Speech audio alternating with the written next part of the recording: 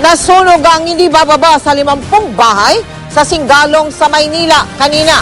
Problema ngayon ng mga nasunugan kung saan na sila maninirahan. Nakatutok doon live si Chino Gaston. Chino!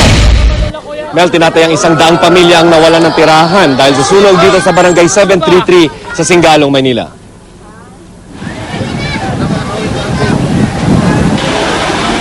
Kitang-kitang may itim na usok na nagmumula sa Barangay 733, Singalong, Manila bago mag-alas 12 ng tanghali kanina.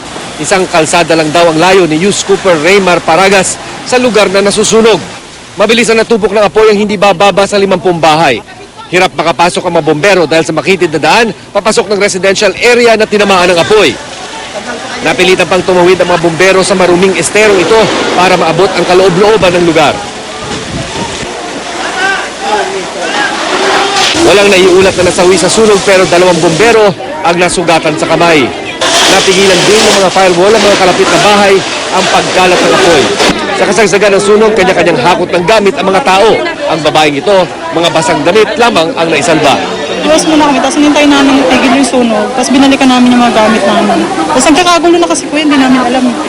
Problemadong ilang nasunugan kung saan magpapalipas ng gabi gaya ni Manuel Lakay. Humingi siya ng tulong dito pang gawa ng bahay, hiro, mga kahoy. Sana kahit na paano, meron kahit konti, maumpisahan lang. Ayon sa Manila Bureau of Fire, umabot sa Task Force Alpha ang alarma ng sunog na idineklarang fire out dakong 1:00 ng hapon. Inaalam pa ang dahil ng sunog na nagmula raw sa isang 2-story residential building. Nakita niyo naman po yung kalsada rito, medyo nahirapan pero nagawa natin ng paraan na maapula natin yung sunog at hindi madamay yung mga ibang kahabayan. No? Nakita niyo dikit-dikit yung mga bahay pero nagawa natin ng paraan na hindi kumalat na lumawak yung area na nasunog. Mel, nadat na natin kanina yung mga local na barangay officials na namimigay ng mga pagkain at relief goods dito sa mga biktima ng sunog.